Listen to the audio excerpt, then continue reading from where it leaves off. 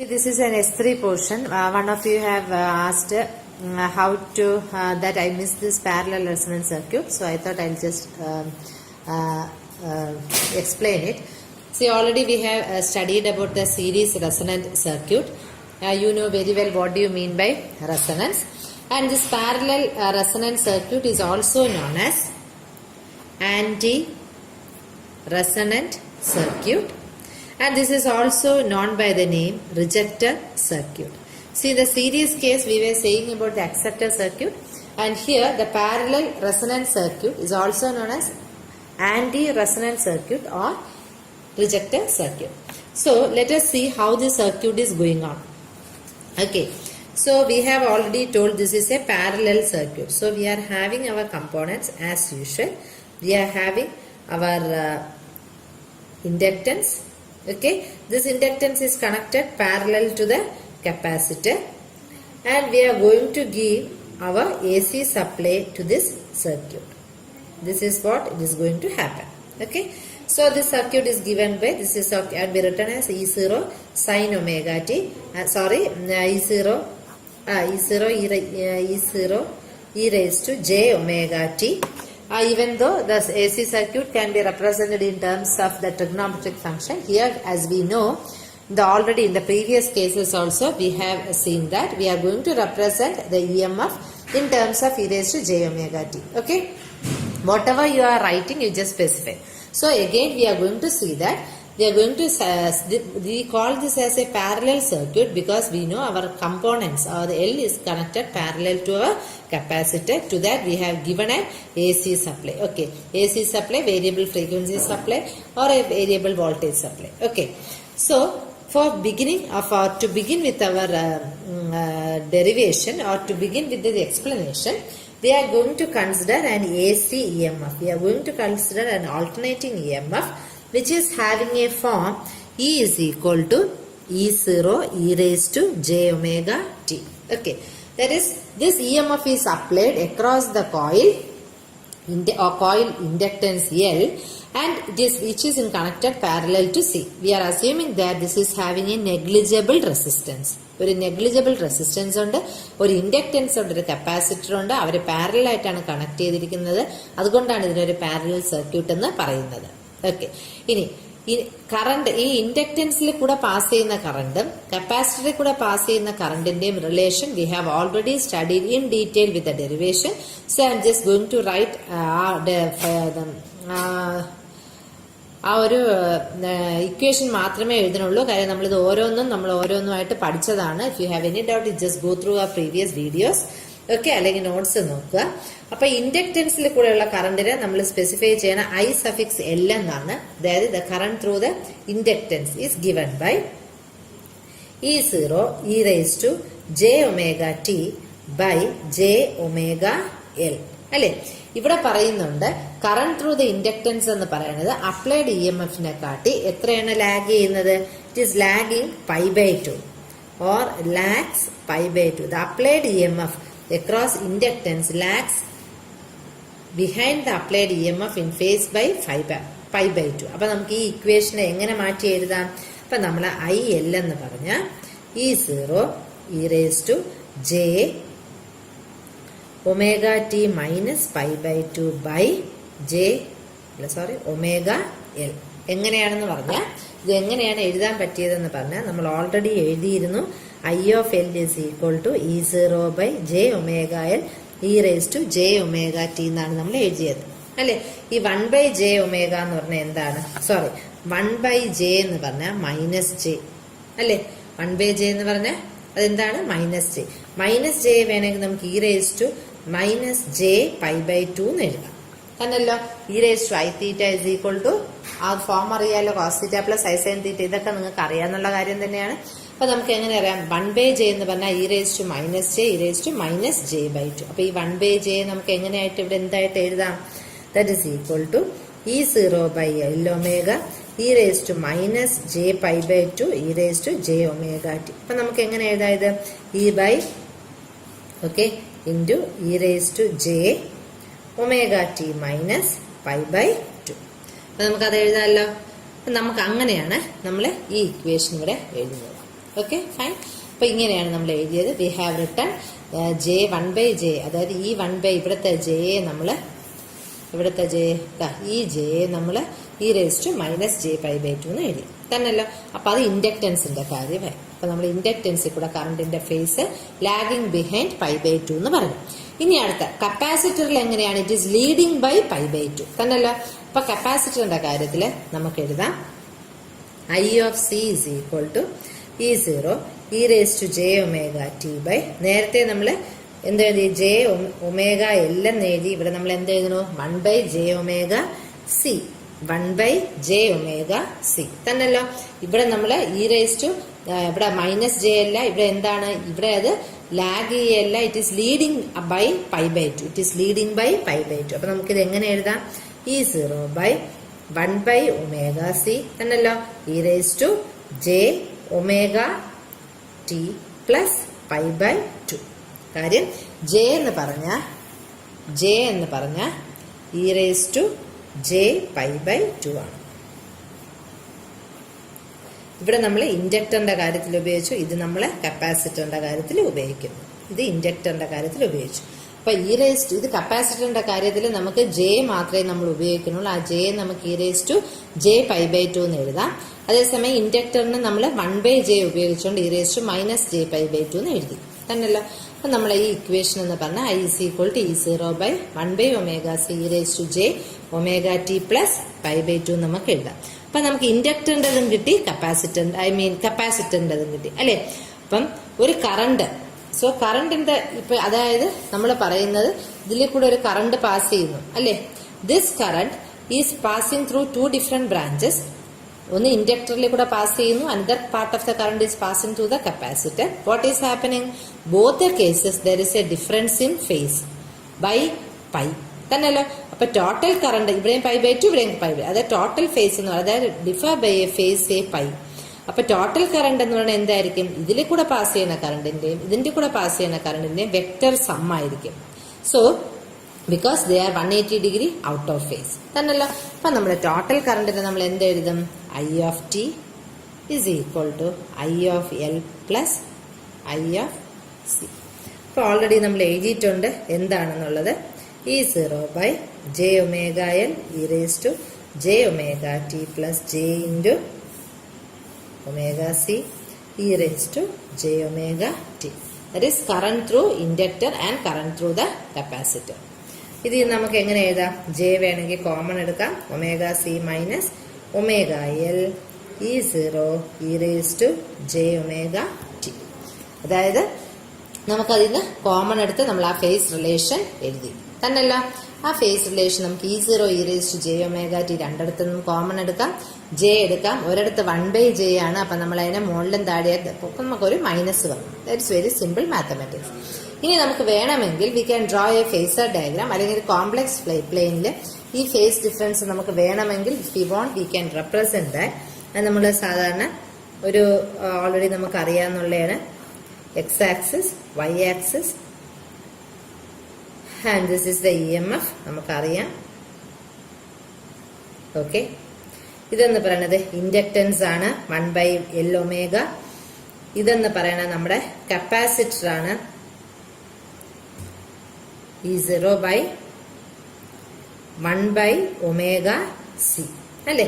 ഇതിന്റെ എല്ലാ നോട്ട്സ് നിങ്ങളുടെ ഉണ്ട്. You know this is ωt and this much is the π/2 തന്നല്ലോ. അപ്പൊ ഇതെന്തായിരിക്കും? This is also π/2.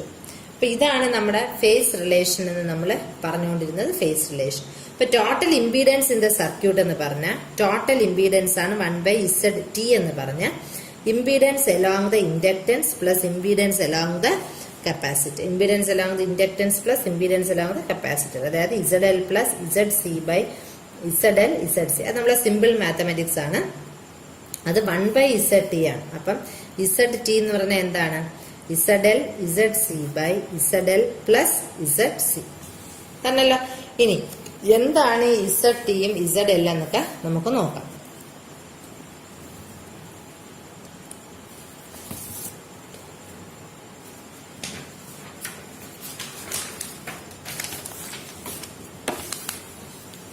അതായത് Z total is equal to already നമുക്ക് അറിയാന്നുള്ളതാണ് 1/j⍵c. ഇത് ഇൻഡക്ടൻസിന്റെയും ഇത് കപ്പാസിറ്റൻസിന്റെയും രണ്ടിന്റെയും കൂടെ കോമൺ എടുത്തു കഴിഞ്ഞാൽ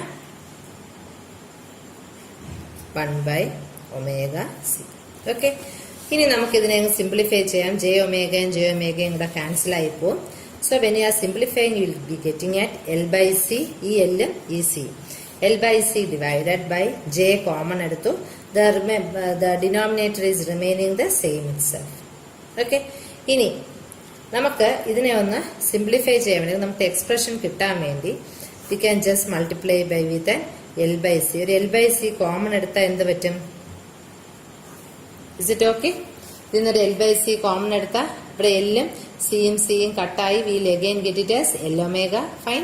ഇവിടെ നമ്മൾ 1/ω⍵c. അപ്പൊ എല്ലും കട്ടായി നമുക്ക് എന്ത് ചെയ്യും? 1/ω⍵c തന്നെ കിട്ടും. കുഴപ്പമില്ലല്ലോ. The term is remaining as such itself തന്നല്ല.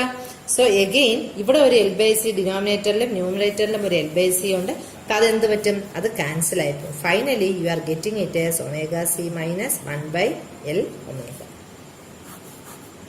Okay, ഇനി already that is Zt is equal to E0 e⁻j⍵t divided by I total.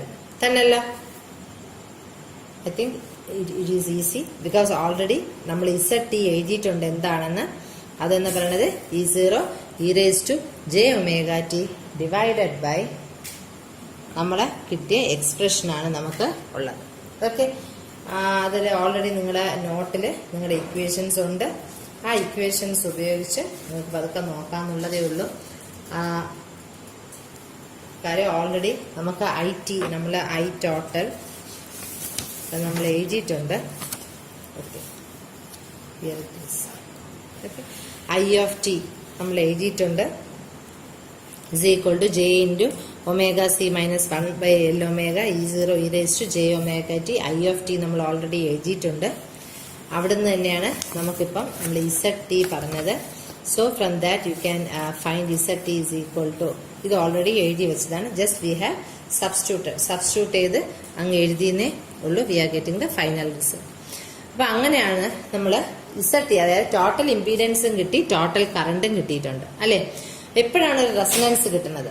Resonance കിട്ടണമെങ്കിൽ ഈ current through both the branches ഏതൊക്കെയാണ്? IL and IC. ഈ current through both the branches equal ആവണം. Equal ആവുമ്പോഴാണ് നമ്മൾ എന്തോന്ന് പറയുന്നത്? Resonance എന്ന് പറയുന്നത്. പക്ഷെ കറണ്ട് എന്ന് പറയുന്നത് ഈ രണ്ട് ഫേസിലും രണ്ടാണ്. Both the branches current is out of phase തന്നല്ലോ. അങ്ങനെ വരുമ്പം ടോട്ടൽ കറണ്ട് എന്താണ്? 0 ആയിപ്പോ. കാര്യം ഒരിടത്ത് +5/2 വെച്ച് പോകുന്നു, വേറൊരിടത്ത് -5/2 വെച്ച്. That is current in the 2 phases, they are in the 2 branches. അത്രയും മതി. അപ്പൊ അങ്ങനെ വരുമ്പോൾ ടോട്ടൽ കറണ്ട് എന്ന് പറഞ്ഞാൽ എന്തായിട്ട് മാറും? It should be equal to 0. അതായത് the current through the resistance capacitor and the current through the inductance should be equal to 0 at a resonance condition. അതാണ് R എന്ന് നമ്മൾ പറയുന്നത്. അപ്പൊ റെസൊണൻസ് കണ്ടീഷനിൽ രണ്ടും ഔട്ട് ഓഫ് ഫേസ് ആയതുകൊണ്ട് രണ്ടും കറണ്ട് എന്ന് പറയുന്നത് 0 ആയിരിക്കും. അല്ലെങ്കിൽ ഇത് നമ്മൾ സോൾവ് ചെയ്യുമ്പോൾ നമുക്ക് എന്തോന്ന് കിട്ടും? We will get it as ω⍵r² is equal to 1/LC or ω⍵r is equal to 1/√LC നമുക്ക് കിട്ടുന്നു. So we know that the resonant frequency f of r, resonant frequency is equal to 1/2π√LC. 1/2π√LC. And this is similar case to that of resonant case. അതായത് IT 0 ആയി കഴിഞ്ഞാൽ I(t) എന്ന് പറയുന്നത് ഇവിടെ എന്ത് പറ്റും? ഇവിടെ 0 ആയിക്കഴിഞ്ഞാൽ when this I(t) is 0, mathematically also we can say that Z(t) എന്തായിട്ട് മാറും? ഇൻഫിനിറ്റി ആയിട്ട് മാറും. അതായത് ഒരു resonance frequency, supply voltage resonance frequency വരുമ്പോൾ എന്തോന്ന് കിട്ടും? ഇംപീഡൻസ് എന്തോന്നായിട്ട് മാറും? ഇംപീഡൻസ് ഇൻഫൈനൈറ്റ് ആയിട്ട് മാറും. Because we are saying that since current is out of phase, നമ്മൾ പറയുന്ന കറണ്ട് 0 ആയിട്ടാണ് നമ്മൾ എടുത്തത് അല്ലെ. IT 0 ആയിട്ട് എടുത്തു. IT 0 ആയിട്ട് എടുത്താൽ Zt ഇൻഫിനിറ്റി ആയി. സോ അറ്റ് റെസൊണൻസ് ഫ്രീക്വൻസി, ഈ റെസൊണൻസ് ഫ്രീക്വൻസിയില് the impedance will become infinite impedance to the flow of current. That means no current is drawn from the supply. തന്നല്ലോ. അപ്പൊ ഇങ്ങനെ ഒരു സർക്യൂട്ട്, അതായത് which is having infinite impedance, അതിനെയാണ് നമ്മൾ parallel resonance circuit എന്ന് പറയും. ആ ഫ്രീക്വൻസിയെ നമ്മൾ റെസൊണന്റ് ഫ്രീക്വൻസി എന്ന് നമ്മൾ പറയും. ഓക്കെ, ഇനി നമ്മൾ പറയണത് ഇതിലെ കൂടെ അതായത് നമ്മൾ പറഞ്ഞത് IT0 അല്ലെ, അതായത് current through this parallel resonant circuit is 0. അപ്പൊ അതെന്ന് പറയുന്നത് സാധാരണ ഒരു AC സർക്യൂട്ടിന്റെ ഒരു പെർഫെക്റ്റ് ചോക്ക് ആയിട്ടാണ് വർക്ക് ചെയ്യുന്നത്. ഇങ്ങനെ വരണോണ്ടാണ് നമ്മൾ അതിനെ റിജക്ടർ സർക്യൂട്ട് എന്ന് പറയും. It can be used as in filter സർക്യൂട്ട്സിലും നമുക്കത് പറയാൻ പറ്റും. അതുകൊണ്ടാണ് നമ്മൾ മെയിൻലി അവനെ റിജക്ടർ സർക്യൂട്ട് എന്ന് പറയുന്നത്. ഓക്കെ, അതായത് പാരലൽ റെസൊണന്റ് സർക്യൂട്ടിലെ കറണ്ട് നമ്മൾ IT0 ആയിട്ടാണ് എടുക്കുന്നത്. റെസൊണൻസിൽ, അതായത് റെസൊണൻസ് എന്ന് പറഞ്ഞാൽ എന്താണ്, frequencies that is equal to the natural frequency of the circuit. അങ്ങനെ വരുമ്പോൾ അതിന് എന്ത് ചെയ്യാൻ പറ്റും, ഒരു പർട്ടിക്കുലർ ഫ്രീക്വൻസി ഔട്ട് ഓഫ് കറണ്ടിൽ it can suppress the current. അപ്പൊ അതുകൊണ്ടാണ് നമ്മൾ അവനെ ഒരു റിജക്ടർ സർക്യൂട്ട് അല്ലെങ്കിൽ ഒരു ഫിൽറ്റർ സർക്യൂട്ട് എന്ന് നമ്മൾ അവനെ പറയുന്നത്. ഓക്കെ, ഇനി നമുക്ക് വേണമെങ്കിൽ അറ്റ് റെസൊണൻസ്, അതായത് ഒരു റെസൊണൻസിൽ വേണമെങ്കിൽ ZT എന്താണെന്നുള്ളത് വേണമെങ്കിൽ നമുക്ക് കണ്ടുപിടിക്കാം. അതായത് നമുക്ക് ഷാർപ്പ്നെസ് ഓഫ് റെസൊണൻസിനാണ് already we have found the total സീരീസിൽ. അതായത് നമ്മളിപ്പോൾ പാരലിലാണ് പറഞ്ഞത്.